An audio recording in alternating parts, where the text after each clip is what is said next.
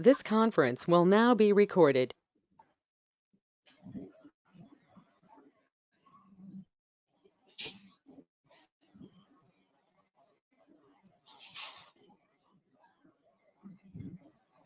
Hi, good morning. Today we will discuss concurrency. This is the second chapter in Unit 4. The topics which we will discuss in this chapter is first one is introduction to subprogram level concurrency, semaphores, monitors, message passing, ADA support for concurrency, Java threads, C# threads, concurrency in function languages, and finally statement level concurrency. So concurrency can occur at 4 levels. First one is at machine instruction level, and second one is higher level language statement level, third one is unit level, and fourth one is program level.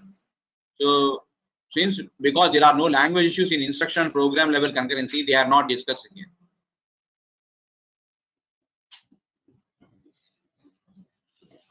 Multi-processor architectures. So in late 1950s, one general purpose processor and one or more special purpose processor for input and output operations are there. And in early 1960s, multiple complete processors used for program level concurrency were developed. In mid 1960s, multiple partial processors used for instruction level concurrency. And later, Flynn classified the machines as SIMD, MIMD. So SIMD means single instruction, multiple data streams. MIMD is multiple instruction, multiple data streams. And our primary focus is on shared memory MIMD process. So what are the different categories of concurrency? Concurrency can be categorized into two. They are physical and logical concurrency. So physical concurrency means multiple independent processors. So there is a multiple threads of control. And in logical concurrency, the appearance of physical concurrency is represented by time sharing one processor. So software can be designed as if there were multiple threads of the control. So physical concurrency is hardware level, and logical concurrency is software. And coroutines. So coroutines have a single thread of control. It is also known as quasi concurrency. And a thread of control in a program is the sequence of program points reached as control flows through the program. So what are the motivations for the use of concurrency? So multi-processor computers capable of physical concurrency are now widely used. So even if a machine has just one processor, a program written to use concurrent execution can be faster than the same program written for non-concurrent execution. So, and also it involves a different way of designing the software that can be very useful in many real-world situations that involve concurrency. And many program applications are now spread over multiple machines, either locally or over a network. So, introduction to subprogram level concurrency. A task or process or thread is a program unit that can be in concurrent execution with other program units. And that means within the program, we are divided into tasks. So tasks differ from ordinary subprogram in that a task may be implicitly started. Implicitly means there is no external event or something is occurred, is necessary. And when a program unit starts the execution of a task, it is not necessarily suspended. When a task execution is completed, control may not return to the caller. And tasks usually work together. So two general categories of tasks. One is heavyweight tasks, which execute in their own address space, and another one is lightweight tasks, all run the same address space, and which is more efficient. And a task is disjoint if it does not communicate with or affect the execution of any other task in the program in any way. That means if one task does not interfere with another task, then those two tasks are said to be disjoint. Task synchronization. It is a mechanism that controls the order in which tasks execute. So there are two kinds of synchronization. One is cooperation synchronization and second one is competition synchronization. So task communication is necessary for synchronization provided by shared non-local variables, parameters, and message passing. So what is meant by cooperation synchronization? What is meant by competition synchronization?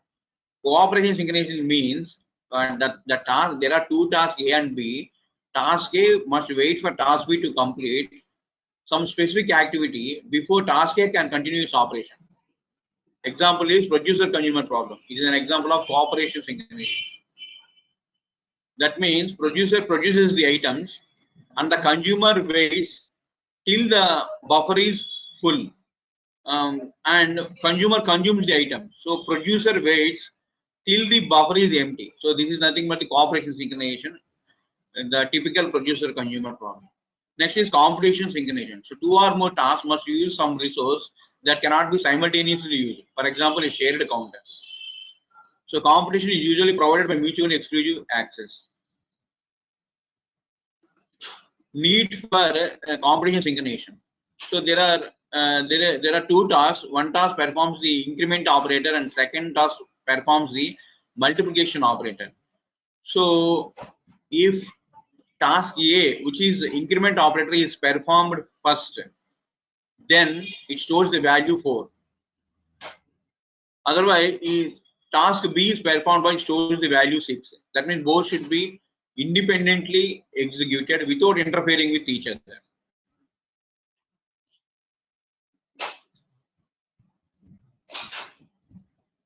And scheduler. So providing synchronization requires a mechanism for delaying task execution. Task execution control is maintained by a program called the scheduler, which maps task execution onto available process. Just like in an operating system, how a scheduler schedules the jobs to the processor, similarly here also there is a scheduler which schedules the task onto the available process. And task execution, there are 5 states in which a task can be. First one is new state. That means the task is newly created but not started yet. Second one is ready. That means the task is ready to run but not currently running. Running state. The task is in execution. Fourth one is block state. That means the task has been running but cannot continue because it is waiting for some IO event should occur. After completion of the IO only, it will again resume its execution. Fifth one is dead state. That means it no longer active in any sense. Next. Liveness and deadlock. So liveness is the characteristic that a program unit may or may not have. In sequential code, it means the unit will eventually complete its execution. In a concurrent environment, a task can easily lose its liveness. If all tasks in a concurrent environment lose its liveness, it is called deadlock. Next, design issues. Deadlock. What is meant by deadlock? Deadlock means one task waiting for another task to complete, to waiting for another task for a resource. This is nothing but the deadlock.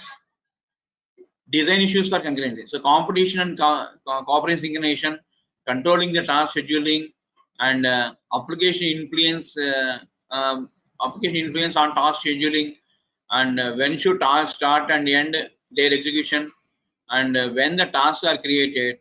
These are the important design issues. And what are the methods for providing the synchronization? Semaphores is one method, monitors is another method, and message passing is the third method. Semaphores. What is a semaphore? Semaphore is discovered by Dijkstra in 1965. A semaphore is a data structure consisting of a counter and a queue for storing task descriptions. A task descriptor is a data structure that stores all of the relevant information about the execution of the task. Semaphores can be used to implement guards on the code that access shared data structures. Semaphores have only 2 operations: wait and release. Semaphores can be used to provide both competition and cooperation synchronization. Both types of synchronizations are provided by the semaphores.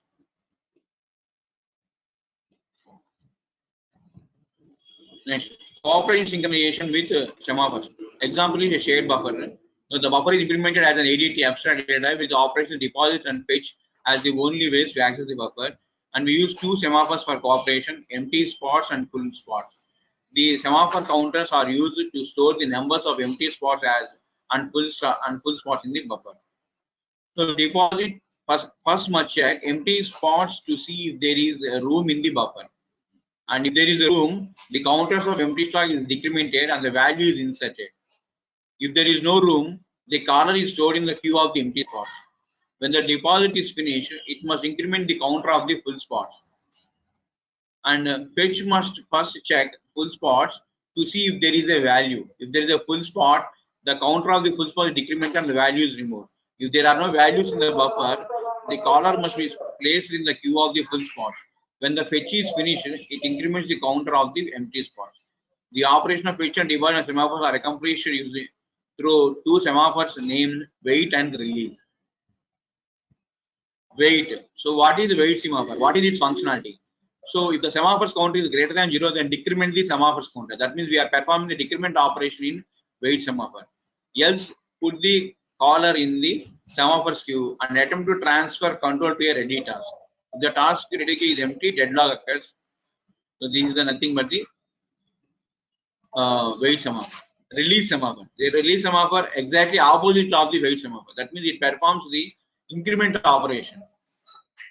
Suppose if the queue is not empty, then putting the calling task in the ready queue, transfer control to a task from the semaphore queue. That means whenever a task wants to perform the execution, first it will check whether there is availability or not. So if it is not available, it waits in the queue and increments the wait counter. And whenever the shared memory is available, then it decrements the release semaphore is called and decrement the semaphore code, and it will be removed from the queue. So this is what usually happens in semaphores in wait and loop. Next, producer and consumer tasks. So semaphore full spots and empty spots. We are using two semaphores, full spots and empty spots, and we are using a counter. So for full spots, count is 0. Initially the buffer is empty, and empty spots count is buffer length. And in the producer task, what we are doing is always remember, producer produces the item. That means it deposits the item. We will call the wait semaphore to check for space and deposit the value and release the semaphore. Whenever a release operation is called, then we will increase the field. So increment operation is, and that is about the producer. And consumer consumes the item. So here also we will call the wait full spots. That means consumer must wait until the buffer is full. So when the buffer is full, it will next step is fetch the value. That means fetch the value from the buffer, then release the empty spot. That means increment the empty count. So that is about the task producer and consumer. Next one is competition synchronization with semaphores. A third semaphore named axis is used to control the axis of the competition synchronization. The counter of the axis will only have the value 0 or 1. That means binary semaphore. So we are implementing the competition synchronization using binary semaphore. Like this. So axis is the binary semaphore. Full spots and empty spots are also semaphores. Initially axis count is 0. That means not assigned to the queue, not assigned to the buffer. Full spots count is 0. Empty spots count is buffer length. And in the producer task, what you will do first, you will call the empty spots. That means wait for empty space and wait the axis, then deposit the value, then release the axis. That means relinquish the axis and release the full spot. That means whenever you call the release, increment operation. So increment the field counter by 1 and end the producer. In the consumer process, we'll call, always remember, producer contains the deposit and consumer contains the fetch. So in the loop, in the consumer task, so wait of full spots, that means wait till not empty, then wait of access, then fetch the value from the buffer, release the access, that means relinquish the access, and release the empty spot, that means increase the empty by 1, empty space by 1. So end loop and end consumer. So whatever is semaphore. So misuse of semaphores can cause failures in cooperation synchronization. Example, the buffer will overflow if the weight of the full spot is left out. And also misuse of semaphores can cause failures in competition synchronization. Example, the program will deadlock if the release of access is left out. I mean, if you miss the release statement, deadlock will occur in case of competition synchronization. And if you miss the weight of full spots, then what happens is buffer overflow will happen in cooperation synchronization. Next, monitors. So monitors is another synchronization mechanism. So it is mainly used in Ada, Java, and C Sharp. And the basic idea is that it encapsulates the shared data and its operations to restrict the access. A monitor is an abstract data type for shared data. Competition synchronization. Shared data, competition synchronization in monitors. Shared data is resident in the monitor rather than in the client units. All access resident in the monitor. That means monitor implementation guarantee synchronized access by allowing only one access at a time. And calls to monitor producers are implicitly queued if the monitor is busy at the time of call. Cooperation synchronization in monitors. So cooperation between processors is still a programming task. So a programmer must guarantee that a shared buffer does not experience either underflow or the overflow. So if you see the diagram here, insert operation is there, remove operation is there, and insert buffer is there, shared buffer. So this is the monitor which you are using, and these are program. These are the processors, shared data and processors. So this is an encapsulated unit.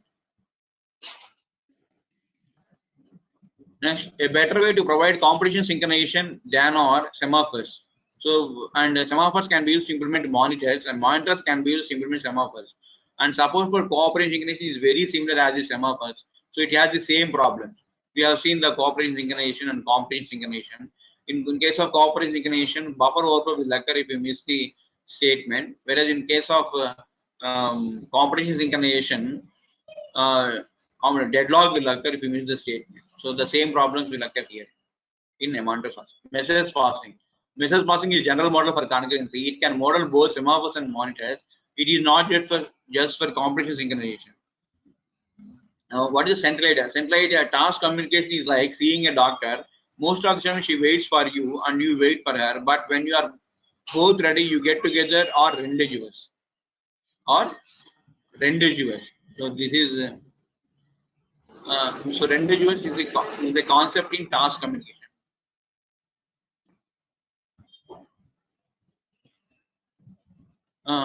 Message passing. So to support concurrent tasks with message pausing, a language needs a mechanism to allow a task to indicate when it is willing to accept the messages.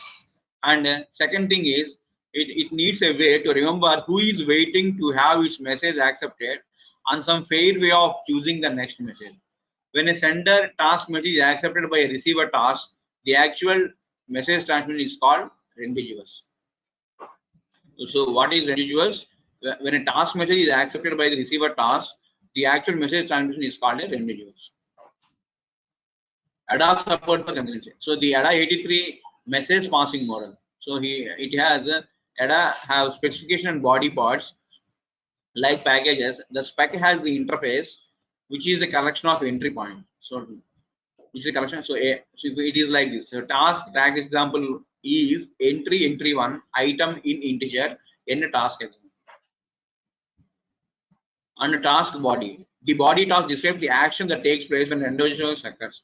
A task that sends a message is suspended while waiting for a message to be accepted and during the rendezvous. So entry points in the spec are described with the accept clauses in the body. So accept entry name, formal parameters, do and entries. An example of task body. So a task body has an entry. So it is shown in the diagram. Next is adopt message passing semantics. So the task executes to the top of the accept clause and waits for a message. So during execution of the accept clause, the sender is suspended. And accept parameter can transmit information in either or in both the directions. So every accept clause has associated queue to store waiting messages. So this is a rendezvous timeline. Wait at an accept, sends the message. So it accepts and rendezvous starts and continue execution. And in case of if it is busy, sends message and is suspended because sender is busy, and rendezvous after that continue the execution.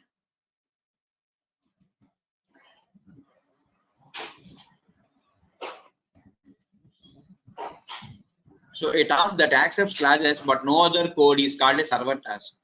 So a task without accept classes is called an actor class. So an actor task can send messages to other tasks. A sender must know the entry name of the receiver but not vice versa. That means um, sender must know the name of the receiver, but receiver may not need the name of the sender. That's graphical representation of rendezvous. So accept classes by job 1, job 2, task A, and task body is there. From there, um, we are sending the to task B, job 3, job 4, accept classes. So both are in communication, task A and task B.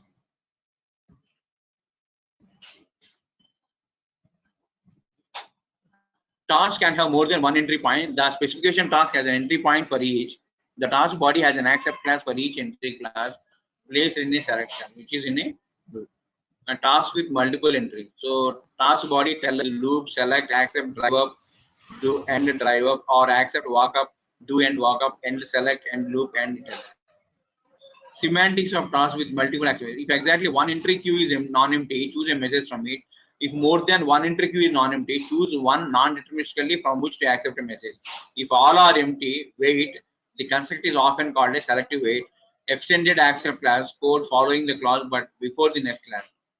So it is executed concurrently with the caller. There is nothing but it is executed concurrently with the caller. And cooperating synchronization with message passing. It is provided by guarded accept classes. So when not buffer full, accept the deposit of and deposit function and an accept clause with a when clause is either open or closed. A clause whose guard is true is called open. A clause whose guard is false is called closed. A clause without a guard is always open. And semantics of select with guarded acceptance. So select first check the guards on all clauses. If exactly one is open, this queue is checked for messages. More than one are open, non-different choose a queue among them to check for messages. If all are closed, it is a runtime error. A select class can include an else class to avoid the error. When the else class completes, the loop repeats. Competition synchronization with message pass. So modeling mutual exclusive access to shared data, for example, shared buffer, and encapsulate the buffer and its operation in a task. Competition synchronization is implicit in the semantics of the accept classes. Only one accept clause in a task can be active at any given point of time. So this is an example of a partial shared buffer code. So buffer task is a task. Buffer size is a constant integer 100, and there is an array of integers, and field is an integer.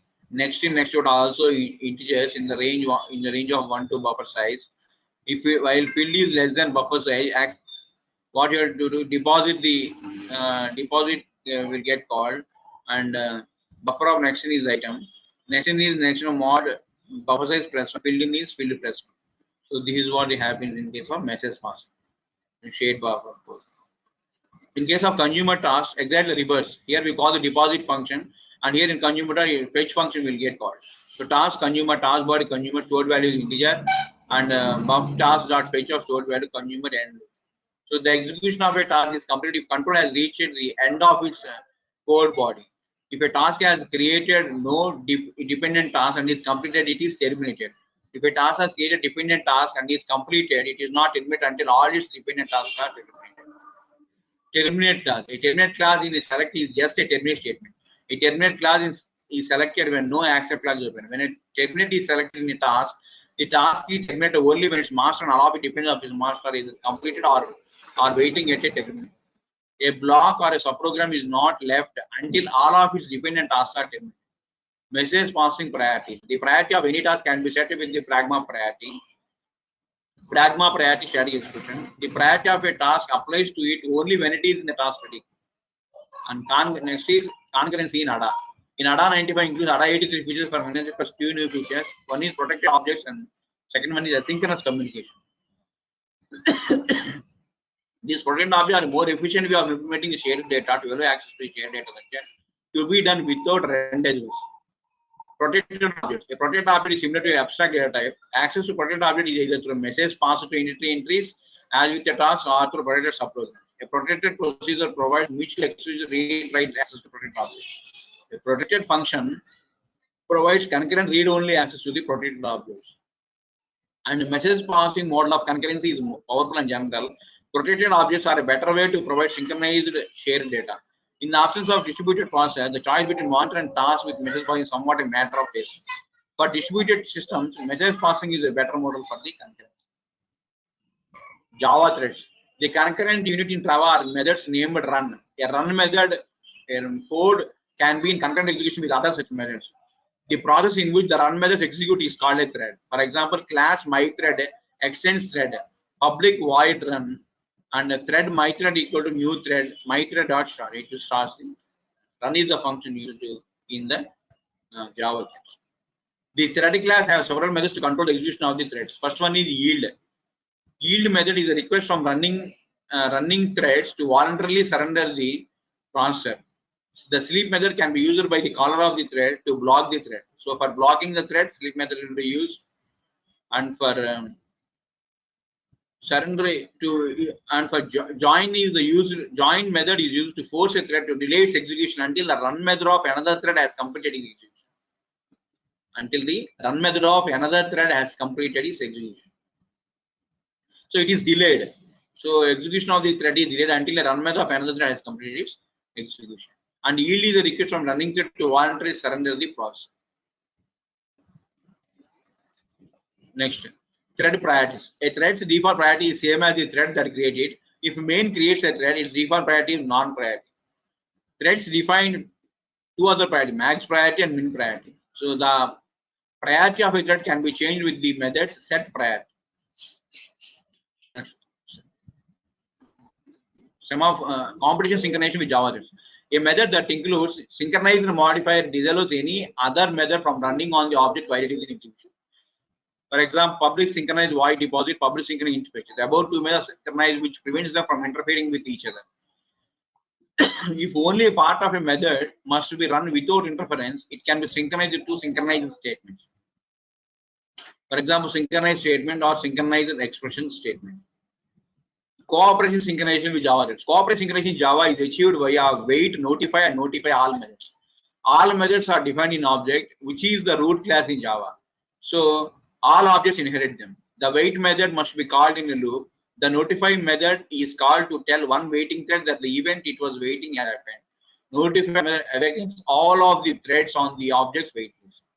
So if you want to awaken a thread, you have to use wait, notify, and notify. Wait.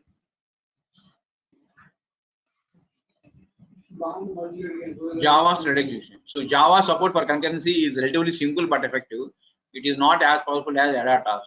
C# threads loosely based on Java, but there are significant differences. Basic thread operations are: any thread can run in its own thread. A thread is created by creating a thread object. Creating a thread does not start a concurrent execution. It must be requested through the static method, start method. A thread can be made to wait for another thread to finish with join method. A thread can be suspended with sleep method. A thread can be terminated with abort method. Three ways to synchronize C# threads in Java. First one is interlocker class. It is used when the only operations that need to be synchronized are incremented or decrementing of an integer. The lock method. It is used to mark a critical section of a code in a thread block expression. Monitor class. It provides 4 methods that can be used to provide more sophisticated synchronization. C# concurrency evaluation. An advance over Java threads. Example: any method can run its own thread. The thread termination is cleaner than in Java, and synchronization is more sophisticated. And statement level concurrency. Next topic is statement level concurrency. So it provides a mechanism the programmer can use to inform compiler of ways it can map the program onto multiprocessor architecture. It minimizes the communication among processors and the memories of the other processor. High performance Fortran. A collection of extensions that allow the programmer to provide information to the compiler to help it optimize the code for multiprocessor computers. And it specifies the number of processes, the distribution of data over the memories of those processes, and the alignment of the data. Primary high performance Fortran specification. So it is like number of processes denoted by not HP of dollar process, procs bracket in brackets n. Distribution of data, not HP of dollar distribute bracket kind onto procs scope resolution. Identifier list. Kind can be block or cyclic. So block means distribute data to process in blocks. Cyclic means distribute data to process one element at a time. It relays the distribution of one array with that of another using align. Align array element 1 with array element with array 2 element. Statement level concurrency example. Real list 1 1000, list 2 1000. List 1 consists of 1000 elements, list 2 1000 elements. An integer list 3 500 elements, list 4 501 elements. So in high performance computer, we are giving 10 process and we are using a distributed block here onto the process list 1 and list 2. So using align list 1 index with list 4 index plus 1, and list 1 index list 2 index is assigned to list 1 index, and list 4 index plus 1 is assigned to list 3 index. For all statement is either to specify a list of statements that may be executed. For example, for all index equal to 1:1000, list 1 of index is equal to list 2 of index. So it specifies that all 1000 RHS of the assignments can be evaluated before any assignment can take place. So this is a summary. We have discussed about different types of concurrency: instruction, program, or subprogram level, and physical concurrency when more than one processor is used to execute the concurrency units, and logical concurrency is a concurrency unit on a single processor using software, and two primary facilities to support subprogram: competition synchronization and cooperation synchronization. And mechanisms are for implementing synchronization: semaphores, monitors, rendezvous threads, and also we discussed about high performance port time. So thank you.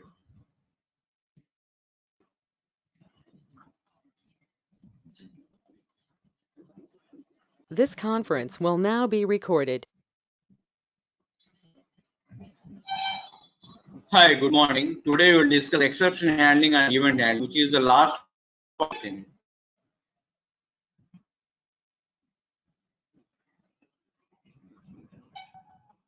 So we will discuss introduction to exception handling, and exception handling is C++, Java, and also event handling with Java and C#. So in a language, how it will be when without exception, and how it will be with exception. So without any exception, the control goes to the operating system, and where a message is displayed and the program is terminated. Whereas in a language where there is a support for exception handling, so it is allowed to trap some exceptions, so thereby providing the possibility of fixing the problem and then continuing the system without turning off.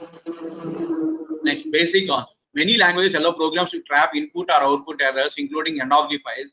And what is an exception? An exception is any unusual event, either erroneous or not, detected by either hardware or software, that may require special processing. The special processing may be required after detection of the exception is called exception handling. And the exception handling code unit is called an exception handler. So what are exception handling alternatives? So an exception is raised when its associated event occurs, and a language does not have exception handling capabilities can still define, detect, raise, and handle exception using user-defined functions or software-detected system. So alternatives is send an auxiliary parameter to use the return value to indicate the return status of the subprogram, or pass a label parameter to all the subprograms. Error return is to the label pass a label, or pass an exception handling subprogram to all the subprograms. So these are the different alternatives. An advantage of built-in exception handling. So first advantage is error detection code is tedious to write and it clutters the program. That is the first advantage of built-in exception handling. And second one is exception handling encourages programmers to consider many different possible errors. And exception propagation allows a high level of reuse of exception handling code. So there is a reusability in exception handling code. So that's why it is advantage of having built-in exception. And what are the design issues of exception handling? First design issue is how and where are exception handlers specified and what is their scope.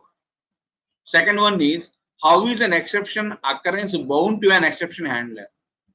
Can information about the exception be passed to the handler? That is the third one. Fourth one is where does exception continue, if at all, after an exception handler completes its execution?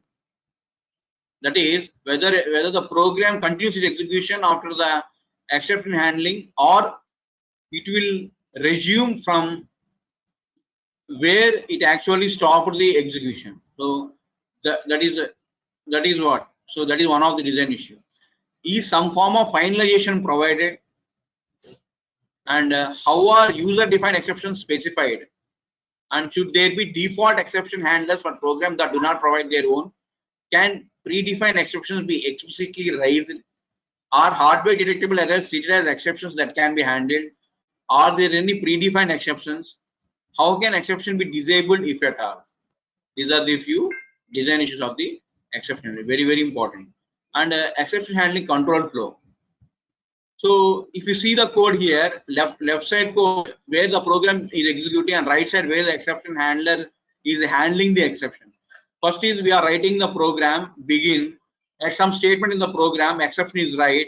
From there, exception to handler binding, and from exception handler, a particular case is handler, when begin end, when begin end, when begin. These are different cases. So after completion of the handling, again continue to the statement at which the exception is raised, or it will terminate. Next, the framework of exception handling in ADA is either a subprogram body, a package body, a task, or a block. Because exception handlers are usually local to the code in which the exception can be raised, they do not have parameters in ADA. In ADA, exception handlers do not have any parameters. And simple form is when exception choice implies statement sequence, when others implies statement sequence. So exception choice form, exception name or others. So handlers are placed at the end of the block or unit in which they are. Binding exceptions to handlers. If the block or unit in which an exception is raised does not have a handler for that exception, the exception is propagated elsewhere to be handled. For example, procedures propagated to the caller, blocks propagated to the scope in which it appears, package body propagated to the declaration part of the unit that declared the package. If it is a library unit, the program is terminated. Task, no propagation. If it has handler, execute it. In either case, mark it completed. Continuation. The block or unit that raises an exception but does not handle it is always terminated. Next, other design choices. User defined exceptions form. Exception name list, exception. Raising exceptions form. Raise exception name. The exception name is not required if it is in a handler. In this case, it propagates the same exception. And exception conditions can be disabled with pragma, suppressed in bracket exception. Predefined exceptions. There are 4 types of predefined exceptions in ADA. Constraint error, program error, storage error, tasking error. Constraint error, that is index constraints, range contains, etc. Program error, call to a subprogram whose body has not been elaborated. Storage error, system runs out of keep, then storage error, exception arises. Tasking error, an error associated with the task, so tasking error arises. So in ADA, the design for exception handling embodies the state of the art in language since 1980. So ADA was the only widely used language with exception handling until it was added to C++. The propagation model allows exceptions to be propagated to an outer scope in which the exception would not be visible.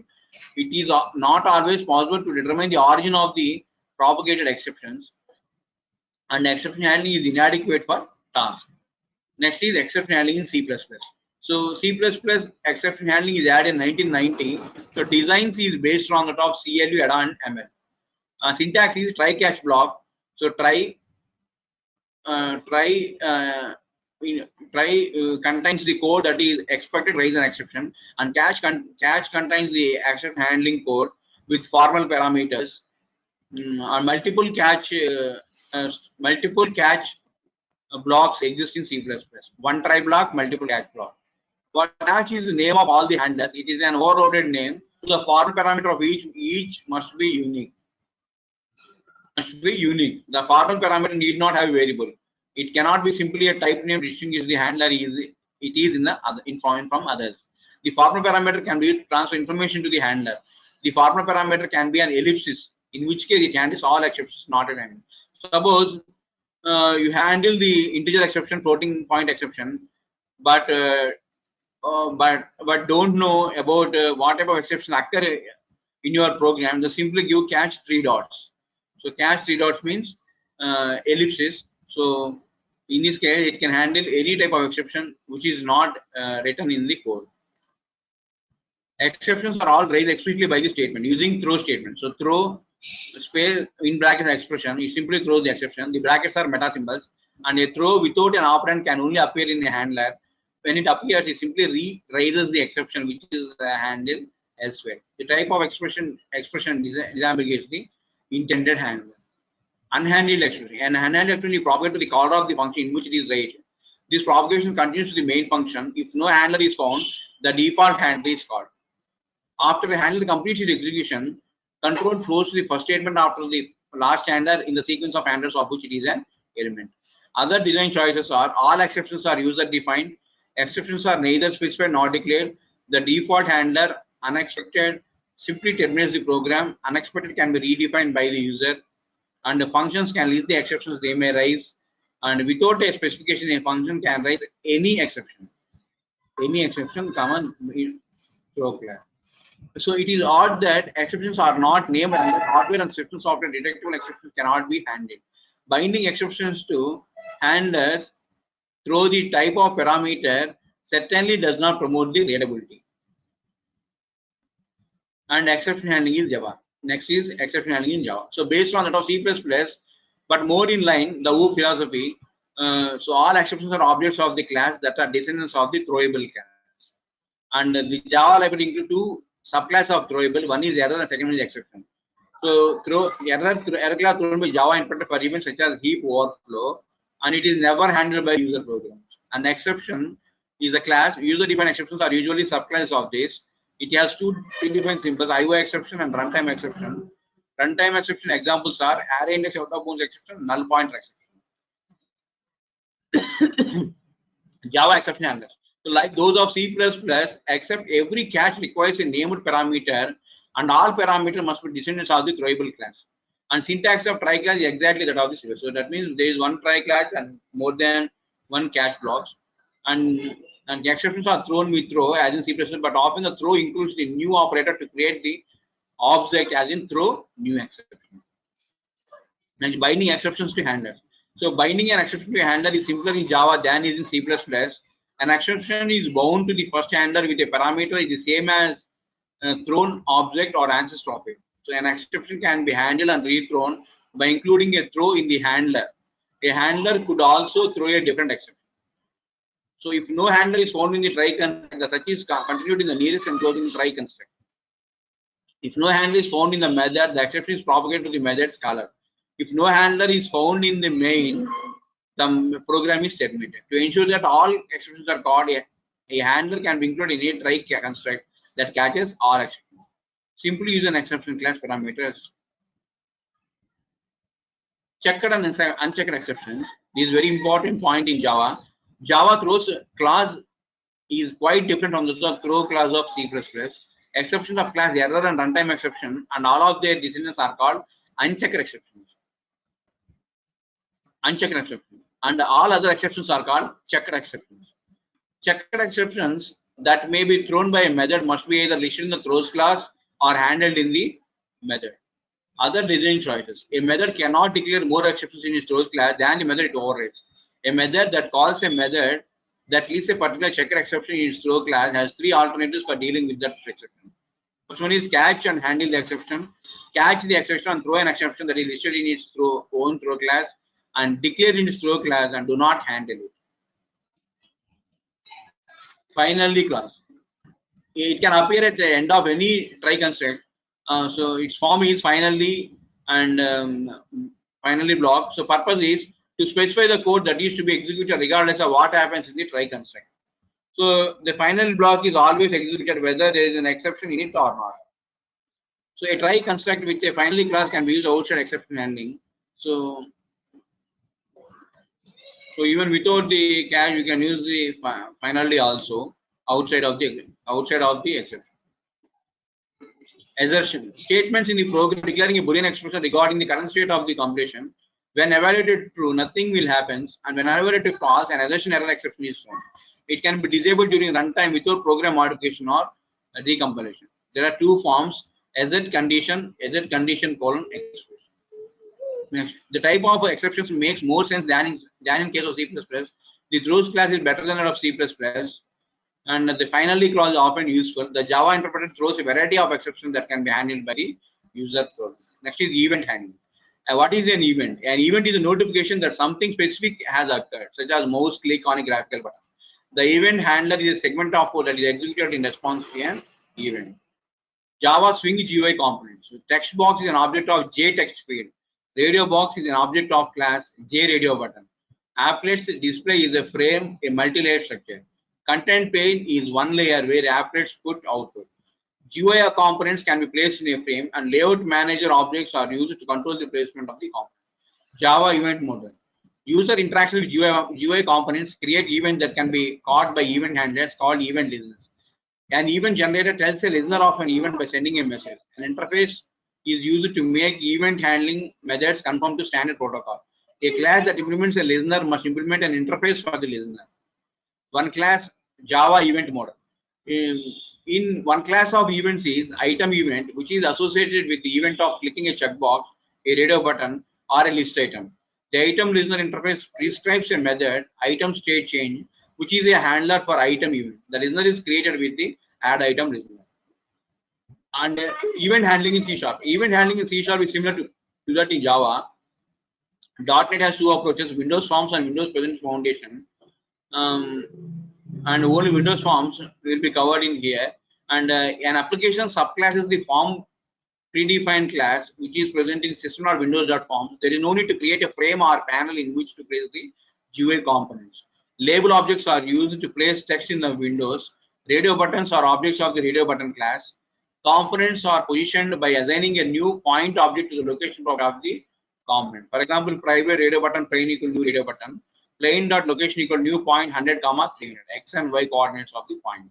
Plain dot text equal to plain and controls dot add of plain. So the plain button is added to the control. All C# event handlers have the same protocol. The return type is void, and the two parameters are of types object and event. An event handler can have any name. A radio button is tested with the Boolean checker property of the button. These like private void RBN switch check and change object O event docs E. If plain dot check, then the code for the event handling is written. To register an event, a new event handling object must be created and added to the predefined delegate for the event. When a radio button changes from unchecked to checked, the checked change event is raised. The associated delegate is referenced by the name of the event. If the handler was named RB_check change, we could register it on the radio button name plain with plain dot check change plus equal to new event handler RB_check change. So summary, we have discussed about the exception handling facilities of C++ and of C++ and Java, and discussed and also we discussed the throwable class and also finally class and also throw in C++ and also event handling in Java and also C# we discussed. Thank you.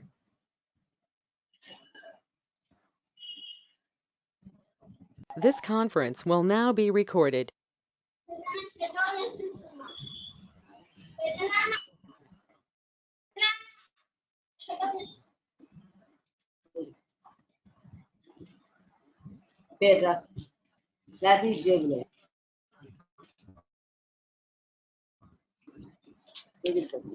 Hi, good. Today we will discuss 5th unit, the functional programming language.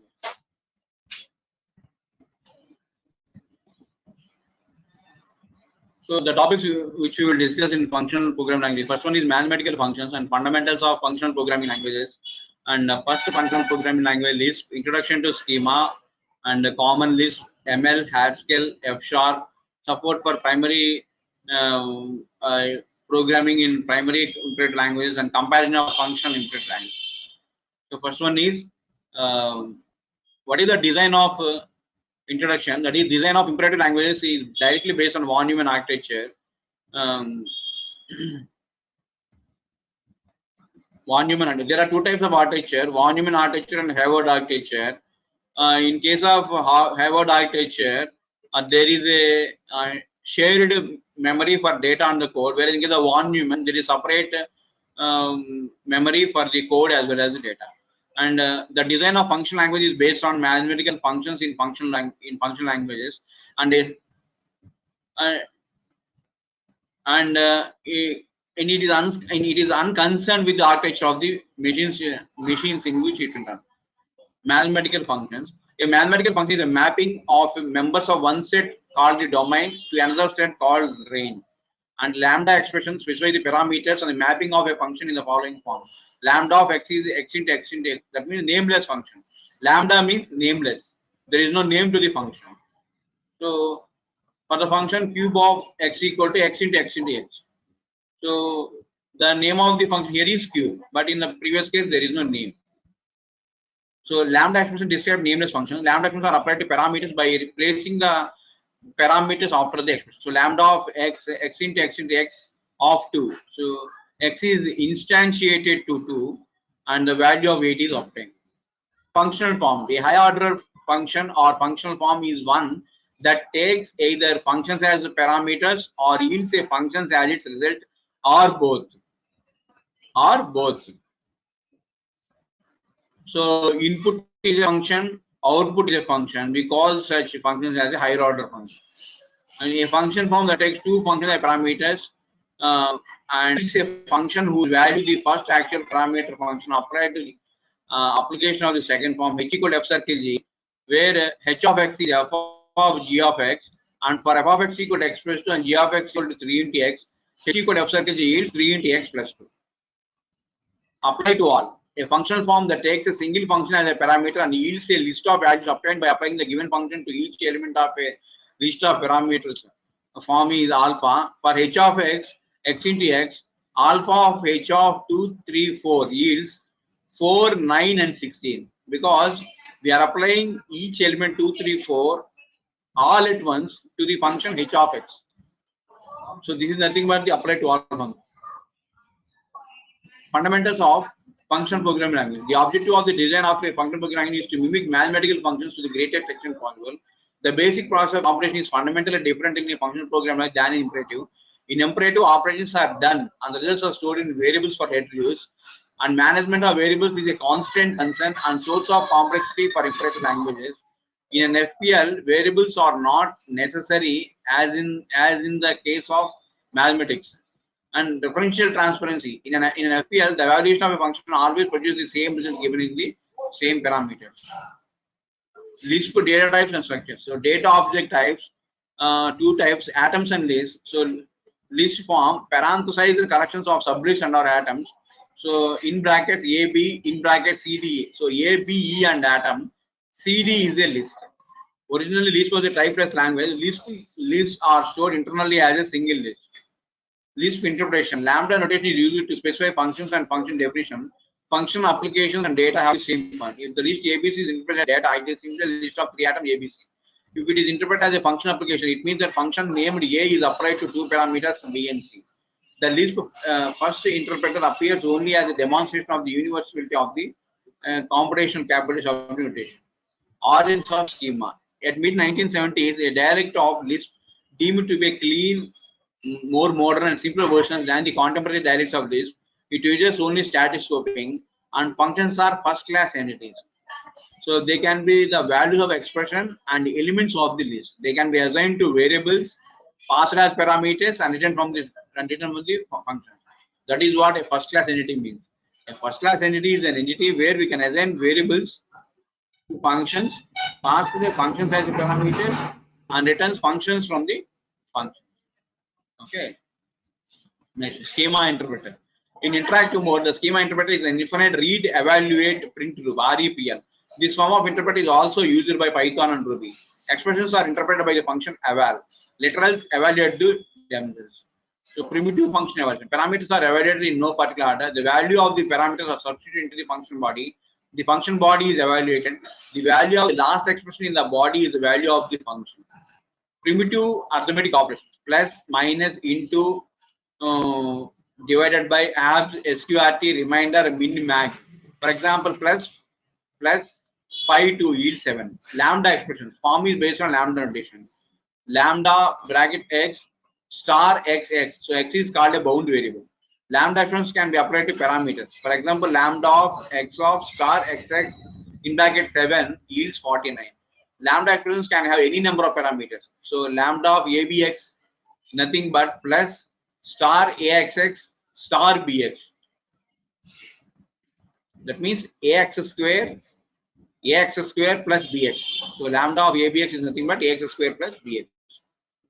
And special form function is defined. So define is two forms. One is to bind a symbol to an expression, and second one is to bind names to a lambda expression. So for example, define 2 underscore pi is star 2 pi. So these symbols are not variable. They are like the names bound by Java's final declarations. Second one is bind names to lambda expression. So lambda is implicit. Example, define square of x is star x. So square of 5 returns 25. The evaluation process for define is different. The first parameter is never evaluated. The second parameter is evaluated and bound to the first parameter.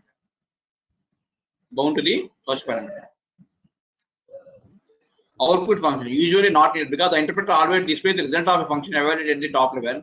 Schema has printf, which is similar to the printf function of C.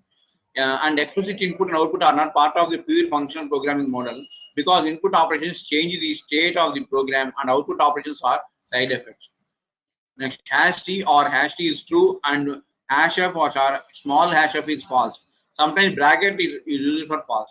And other predicate functions are equal to, not equal to, less than, greater than equal to, less than equal to, even, odd, zero, negative. The not function inverts the logic of a Boolean function. Control flow selection. The special form if predicate then expression else expression. If count is not equal to 0, then sum by count. That means we're performing the average. And define leap year. So COND 0 modulo modulo year 400 returns true, and 0 modulo 100 returns false, else 0 modulo year 4. This is the definition of the leap year using count function. And list functions. Quote takes one parameter, returns the parameter without evaluation. And quote is required because the schema interpreter named eval always evaluates parameters to function or applications before applying the function. Quote is used to avoid parameter evaluation when it is not appropriate. Quote can be abbreviated with the apostrophe prefix operator. Apostrophe AB is equivalent to quote AB. So CAR of ABCD. So AB is the list here, C and D are atoms. It returns the list AB, and CAR of A is an error, and CDR of ABCD returns CD, elements of C and D, and CDR of A is an error, and CDR of brackets of A is returns empty list, and cons of AB returns AB, cons of AB CD returns list AB. That is a concatenation of two lists, AB and CD, and cons of AB returns AB, a dotted pair. List function. List is a function for building a list from any number of parameters. List apple orange grape returns apple orange grape. EQ predicate function. It takes two expressions as parameters. It returns true if both parameters have the same pointer, otherwise returns false. For example, EQ of AA yields true. EQ of AB returns false. EQ of AB yields false. EQ of AB returns either true or false. And EQ of 3.4 plus 3 of 0.4 yields either true or false. So EQV is like EQU except that it works for both symbolic and numeric atoms. It is a value compare, not a pointer. If you see here, EQ of 3.4 plus 3.4 yields true or false, but not true. Whereas in case of EQV of 3.4 or plus 3.4 yields always true, because it here we are doing a value comparison, whereas in EQ we are doing pointer comparison. And EQV of A3 always false. EQV of 3 values only compared, it returns true. And EQV of 3.0, 3 yields false because 3.0 is a floating point number and 3 is an integer. Both are different. Predicate function list. List takes one parameter. It returns true if the parameter is list, otherwise returns false. So list empty list always returns true. And null takes one parameter. It returns true if the parameter is empty list, otherwise returns false. So null of null of empty brackets inside a empty bracket yields always false, because empty list is also a list, so that's why it returns false.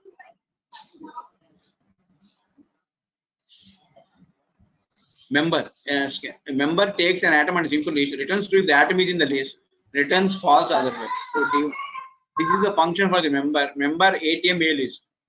ATM means atom. So we want to check whether a particular atom is present in the list or not. So for that, we are defining a function called member by taking the ATM member with ATM and A underscore list as the parameters. So the function definition is like this. If A underscore list is a null list, that means there are no elements present in the list, returns false. If EQ of ATM of CAR of list, that means the header of the list, that means first atom is same as the given atom, returns the true. Yes, member of ATM of CDR of A underscore list. So recursively call the function for CDR. Atom CDR means excluding the header, the remaining part, the first part is taken as the output in the CDR. So that atom is set with the given atom to check for the equivalence. So next is equal sim. So it takes two simple lists as parameters and returns to if two simple lists are equal, return false otherwise. So list 1 and list 2. If the list 1 is null, list 2 is null, then returns true. If list 2 is null, return false. That means list 1 is non-empty, list 2 is empty. That means both are not equal. Hence returns false. Otherwise, call the EQ function CAR of list 1, CAR of list 2. That means every first element, every CAR means first element of list 1 is compared with the CAR of the second, first element of the list 2. If both are equal, then if both are equal, compare. Otherwise, recursively call the same thing with CDR. That means end element, remaining part other than the CDR, the remaining part is compared with the remaining part compared with the each of the lists. Otherwise, returns false. Equal function, it takes two general lists as parameter, returns true if the two lists are equal, returns false otherwise. Define equal list 1, list 2, COND not list 2, list 1, EQ list 1, list 2. So not of list 2. So if list 2 is not equal to list, then returns false. If list 1 is a null list or list 2 is a null, return true. If list 2 is only null, return false. Otherwise, compare the first elements in both the lists and do the CDR call with the recursive. Next, append two lists as parameters. So returns the first parameter list with the elements of the second parameter list appended at the end. So if it is null list 1, do the list append the list 2. Else CONS of CR of list 1, append CDR of list 1 of list 2. Next, let function. Let is actually a shorthand for lambda expression applied to a parameter. Let alpha of 7 star 5 alpha is same as lambda of alpha star 5 alpha 7. Define quadratic use ABC. Let root part over 2a is by SQRT minus star BB star 4AC star 2a. That is b square minus 4AC by 2a. So we are using a let to define the variables. And minus b over 2a is defined as slash minus 0b star 2a. And list is defined as plus minus b over 2a root part over 2a minus b over 2a root part over 2a. Next, tail recursion schema. Schema is tail recursive.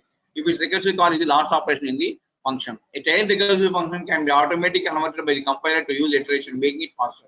Schema language definition requires that schema language systems convert all tail recursive functions to use iteration. Example of relating a function to make it tail recursion. So define factorial of n if less than or equal to n0, 1, star n factorial minus n comma 1. In tail recursive function, what we define fact helper n fact partial if less than or equal to n0 fact partial, fact helper minus n1 star n factor fact partial, and define factorial n fact helper n comma 1. Next, function composition. If H is a common f1, H of x is f of g of x, and define gx as star 3x, define fx as plus 2x, define hx as plus 2 star 3x. The composition. In the schema, the function composition function compose can be written as define compose of fg lambda of x f gx, compose of car of cdr a b c d yield c, define chord a underscore list compose car compose cdr a is equal to c a ddr. Functional form apply to all. Apply to all. One form in schema is map. Map applies the given function to all the elements of the given list. Define map fun a underscore list cond null a underscore list empty braces else cons fun car a underscore list map fun cdr a underscore list. So this is same as map lambda of num of star num of and 3 4 2 6 yields. That means we are performing the cubes of a given number. So 3 cube, 4 cube, 2 cube, 6 cube. Apply to all means all will be given at once. All will be given to you.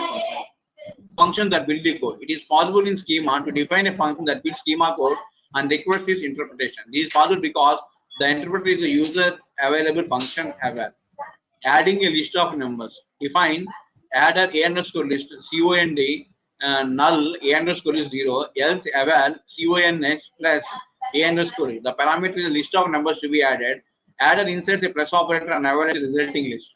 Use cons to insert the atom plus into the list of numbers. Be sure that plus is quoted to prevent evaluation and submit the new list to eval for each evaluation. Common list. Common list. So common list is not in the syllabus, and first we will discuss ML. So a ML is a static scope functional language with syntax that is closer to Pascal than to Lisp, and it uses type declaration but also does type inferencing to determine the type of the undeclared variables.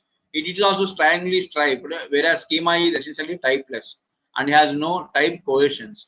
So it does not have imperative style variables. It identifies our untyped names for values. It includes exception handling and a module facility for implementing abstract data types. It includes lists and list operators. ML specifics. A table called the evaluation environment stores the names of all identifiers in a program along with their types, like a runtime symbol table.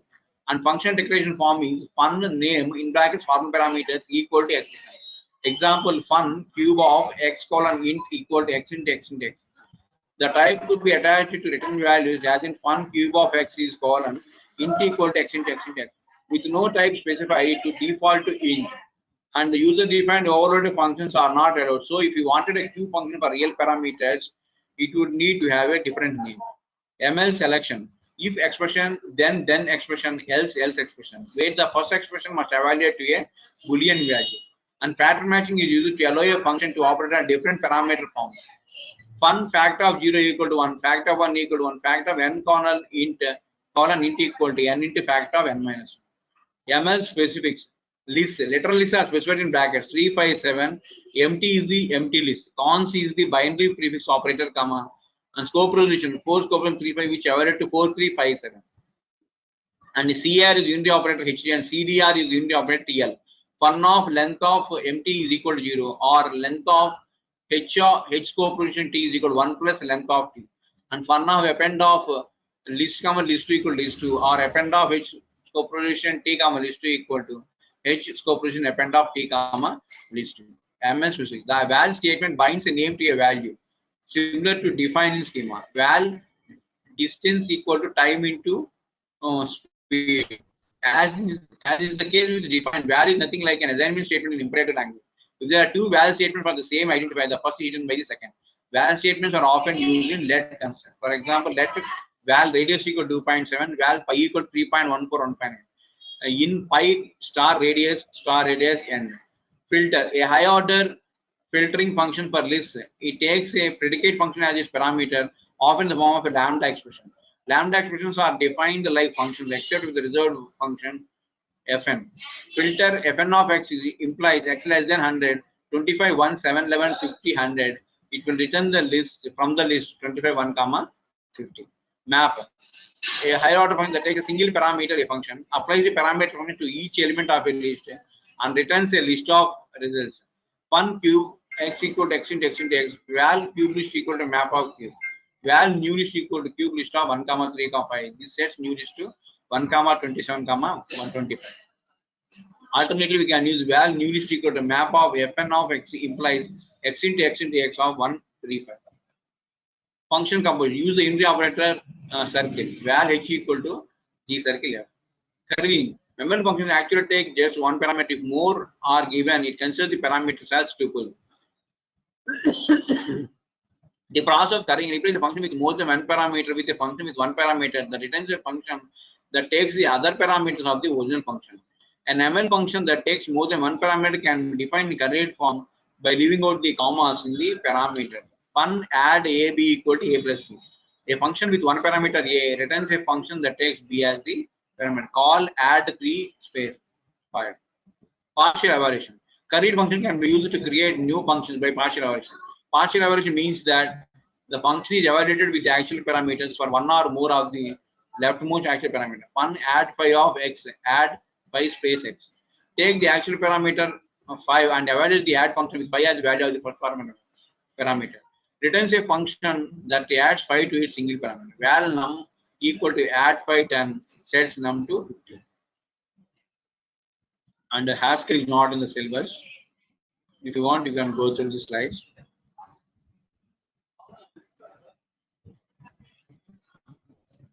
F# is also not in the syllabus. And comparison between imperative and function program is imperative languages. It's efficient execution, complex semantics, complex syntax, concurrency, programmer design, and in function programs, simple semantics, simple syntax, less efficient execution programs can automatically made concurrent.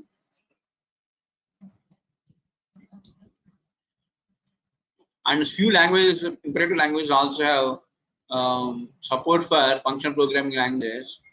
In JavaScript, in C#, in Python, there is expression a lambda diagram equal to 2 into a minus b.